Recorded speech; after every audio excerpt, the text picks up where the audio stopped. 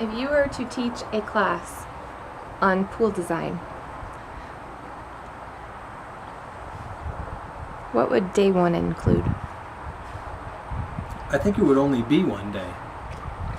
I think the class would, the pool design part, to me, is simple. It's the environmental design that takes the time. What I would do, Basics 101, would be find a cool shape and work with it. Instead of redrawing and redesigning a basic shape of a pool every single time, I start with a standard shape that, because we're doing hybrid, because it's partially vinyl, I've got a standard shape. There's all kinds of different sizes, but a standard shape of that, and then I build off of that. Sun shelves come off from different spots, hot tubs go in different spots, grottos go in different spots, and by the time you've modified that edge wall of the pool, they never look the same. Not one of them looks like a carbon copy of the other one, because each of the elements moves, and when you do that to fit the yard, I think that makes pool design easy. Now, I could get really complex and complicated and decide which, try something new, a completely different shape every single time, but it doesn't serve me.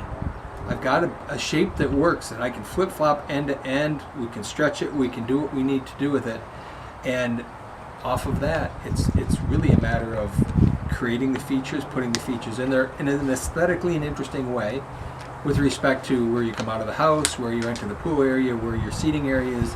You want to pay attention to all of those things because you want it to be visually interesting all the time. At least pool design for me is, how can I keep it visually interesting all the time? And then I think, the pool itself, pretty simple. The hydraulics can get a little bit crazy, but the typical pool that we're building is pretty simple in design until the build part. And then when you're working three-dimensionally, that's when it takes a lot of effort to visually work your way through. How am I doing this? What's happening? Because even some of the complicated yards that we have, and the working on angles, on steep yards, we still try and tend to stay with the very basic shapes. Now, rectangle shapes with very basic curved shapes, and then build off of those. So you don't have to have a flat yard to do this. You can have a really complicated yard and yet accomplish that same thing.